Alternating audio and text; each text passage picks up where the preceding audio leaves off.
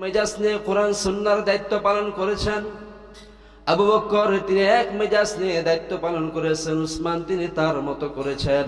কিন্তু যে যেভাবে দায়িত্ব পালন করেছেন কিনা সবগুলো কোরআন সুন্নাহ অনুযায়ী তারা ফলো করে দায়িত্ব নিজের নিজ নিজ দায়িত্ব তারা পালন করে সমাজকে তারা সেইভাবে শাসন করেছেন।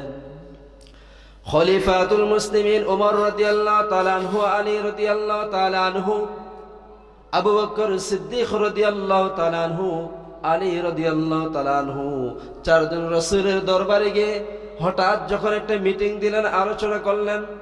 আলোচনা করার পরে রাসূল সাল্লাল্লাহু আলাইহি সাল্লামের মজমা থেকে, বৈঠক থেকে যখন একজন সাহাবী যখন বাসার দিকে রওনা হয়, হঠাৎ আবু বকর সিদ্দিক রাদিয়াল্লাহু তাআলা আনহুকে একদল ইহুদি নাসারা এরা তাদের উপাসনার ঘরের ভিতরে, তারা তাদের মন্দিরের কাছে, দেব দেবতাদের কাছে তারা তাদের ধর্মের আলোচনা করে। হঠাৎ একজন ইহুদি তাকাই বলে, দেখো ওই যে আবু বকর সিদ্দিক রাস্তা দিয়ে হেঁটে যায়, মুহাম্মদের চরম একজন বিশ্বাসী সাহাবী, শুধু তাই নয় তার মেয়েটাও নাকি মুহাম্মদের কাছে বিয়ে দিয়েছে। আবু বকর সিদ্দিক যে রাস্তা দিয়ে হেঁটে যায়, একজন ইহুদি আর একজন ইহুদিকে বলে, শোনো আবু বকরের মেজাজটা একটু গরম করে দাও। বলে কিভাবে গরম করে দিব? এই অবস্থায় যদি আবু বকরকে গালি দিতে পারো আর তার 14 গোষ্ঠীকে নিয়ে যদি গালি দিতে পারো, তাহলে দেখবা আবু বকরের মেজাজটা গরম হয়ে যাবে। ইহুদিরা সব সময় চিন্তা ভাবনা করে মুহাম্মদের সাথে যেহেতু পারা যায় না, মুহাম্মদের সাহাবীদের সাথে লড়াই করি, সাহাবীদেরকে এক এক করে যদি খতম করে দেই, এক পর্যায়ে মুহাম্মদ যখন শূন্যহারা হয়ে যাবে, মুহাম্মদকে দেখার মতো কেউ থাকবে না, সর্বশেষ আমরা মুহাম্মদকে কতল করে ফেলব, নাউজুবিল্লাহ। এবার ইহুদি গালি দেওয়া শুরু করলো। আবু বকর সিদ্দিক রাদিয়াল্লাহু তাআলা আনহুকে দেখে বলে, আবু বকর তোমার মতো কৃপণ মানুষ জগতের মধ্যে কেউ নাই। আবু বকর তোমার বংশের মানুষের মতো খারাপ মানুষ কেউ নাই। ওরে আবু বকর তোমার মতো মুসলমানের মতো খারাপ মানুষ জগতের মধ্যে আর কোনো মানুষ নাই। এক এক করে যখন গালি দেয়, আবু বকরের মতো ঠান্ডা মেজাজি সাহাবী রাসূলের মধ্যে কেউ এরকম ছিলেন না। ওনার মেজাজটা খুবই ঠান্ডা ছিল, আবার খুবই গরম হয়ে যেত। যখন গরম হইতো, বোকা মানুষ যদি একবার চেতে যায় কেমন চেতা চেতে। কয় পাগলা রে চেতাইস না, পাগলা তিতা মিঠা কোনটাই বুঝে না। এক এক করে যখন গালি দেয়, এক পর্যায়ে গালি দেওয়া শুরু করলো। শয়তান ইবলিস এসে বলতেছে ইহুদিকে, শোনো এইভাবে যদি গালি দাও কোনোদিন আবু বকর সিদ্দিক চেতবে না, কোনোদিন আবু বকর রাগ হবে না। বলে কেমন ভাবে গালি দিলে রাগ হবে? যদি আবু বকরের মুহাম্মদ রে গালি দিতে পারো আর মুহাম্মদের আল্লাহকে যদি গালি দিতে পারো, তাহলে দেখবা আবু বকর কেমন চেতা চেতে যায়। এবার সবগুলো ইহুদি দাঁড়াইয়া একজন ইহুদি শুরু করে দিল যে আবু বকর সিদ্দিক যে নবী আছে মুহাম্মদুর রাসূলুল্লাহ সাল্লাল্লাহু আলাইহি সাল্লাম, তিনার মতো ফকির মানুষ দুনিয়ার মধ্যে আর কেউ নাই, তিনার মতো খারাপ মানুষ আর দুনিয়ার মধ্যে কেউ নাই। মুহাম্মদের আল্লাহ ফকির, মুহাম্মদ ফকির, মুহাম্মদ ফকিরের ঘরে ফকির।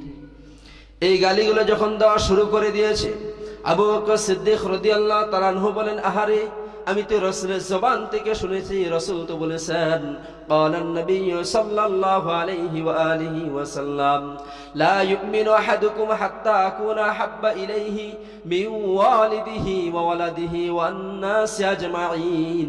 রাসূল তো হাদিসের মধ্যে বলে দিয়েছেন, ওই লোকটা ততক্ষণ পর্যন্ত পরিপূর্ণ ঈমানদার কামিল বান্দা হতে পারবে না যতক্ষণ না পর্যন্ত তার ধন সম্পদ এবং স্ত্রী এবং তার নিজের থেকে রাসূলকে মহব্বত আর ভালোবাসা না করবে। আমি আবু বকর তো সমস্ত সম্পত্তিগুলো রাসূলের জন্য দান করে দিলাম, আল্লাহর জন্য দান করে দিলাম, মুহাম্মদের জন্য কুরবান করে দিলাম, মুহাম্মদের আল্লাহর জন্য কুরবান করে দিলাম।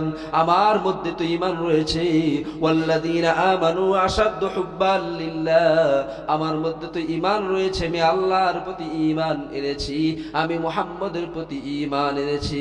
সুতরাং আমার মধ্যে ঈমান রয়েছে, আল্লাহর ঈমান, মুহাম্মদের ঈমান রয়েছে।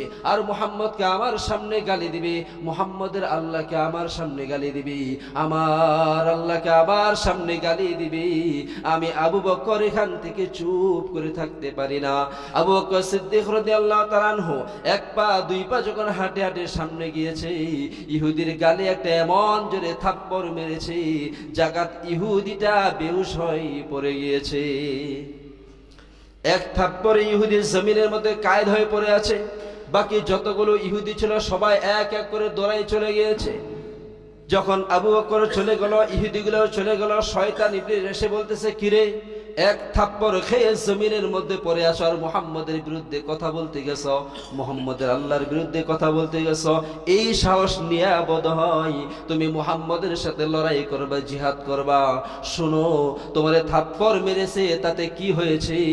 মুহাম্মদের বিচারগুলো আদিল বিচার, মুহাম্মদের মতো সুন্দর বিচার আর জগতের মধ্যে কারো নাই।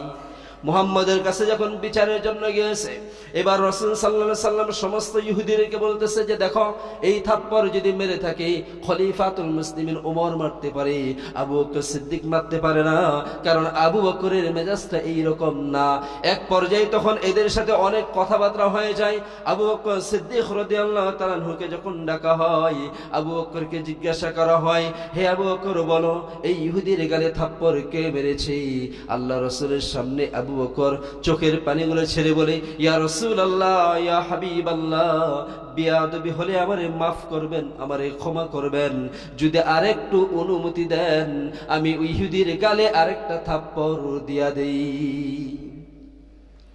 রাসূল চিন্তা করলেন, যেহেতু আবু বকর চেতে গিয়েছে অবশ্যই কোনো কারণ রয়েছে। বলে, কেন থাপ্পড় মেরেছে? বলে, আমরা কোনো কিছুই বলি নাই, আমরা দাঁড়িয়ে আছি, হঠাৎ আবু বকর এসে আমার গালে থাপ্পড় দিয়েছে।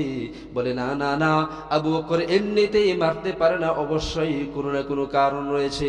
বলে, ইয়া রাসূলুল্লাহ, ইয়া হাবিবাল্লাহ, আপনি তো মুহাম্মাদুর রাসূলুল্লাহ, আপনার মাঝে তো আদল বিচার রয়েছে, শ্রেষ্ঠ বিচার রয়েছে, আপনি এই বিচারটা সঠিকভাবে কোরআন সুন্নাহ অনুযায়ী আমাদেরকে করে দেন। ইহুদির বক্তব্য, কোরআন সুন্নাহ অনুযায়ী সঠিক বিচার করে দেন। কারণ ইহুদি জানে যে মুহাম্মদ যদি বিচার করে সে কোরআন সুন্নাহ অনুযায়ী সঠিক বিচারটাই করবে। মুহাম্মদুর রাসূলুল্লাহ সাল্লাল্লাহু আলাইহি সাল্লাম বলেন, হ্যাঁ সঠিক বিচার হবে। ইহুদির গালে আবু বকর যখন থাপ্পড় মেরে দিয়েছে, ইহুদি এখন আবু বকরের গালে থাপ্পড় মেরে দিবে। হঠাৎ খলিফাতুল মুসলিমিন ওমর ফারুক রাদিয়াল্লাহু তাআলা উপস্থিত হয়ে গেলেন। বলে, ইয়া রাসূলুল্লাহ, ইয়া হাবিবাল্লাহ, আমি কেমন জানি এখানে একটা গ্রান পাই, আবু বকরের কোনো দোষ নাই, ইহুদির সবগুলো দোষ, এমন একটা আমি গ্রান পাচ্ছি। কারণ খলিফাতুল মুসলিমিন ওমর রাদিয়াল্লাহু তাআলা কে আল্লাহ তাআলা নবীর মতো সম্মান দান করেছেন, সুবহানাল্লাহ। কারণ সে বুঝতে পারেছে আবু বকর এমনিতে মারা নেই, কোনো কারণ বশত মারছে। এক পর্যায়ে যখন সাক্ষীর ব্যাপারে কথাবার্তা আলাপ আলোচনা হতে হতে চূড়ান্ত পর্যায়ে যখন চলে যায়, এমন সময় আল্লাহ রাসূল বলে, ও ইহুদি, তুমি একটা থাপ্পড় আবু বকর সিদ্দিকের গালের মধ্যে বসায় দাও।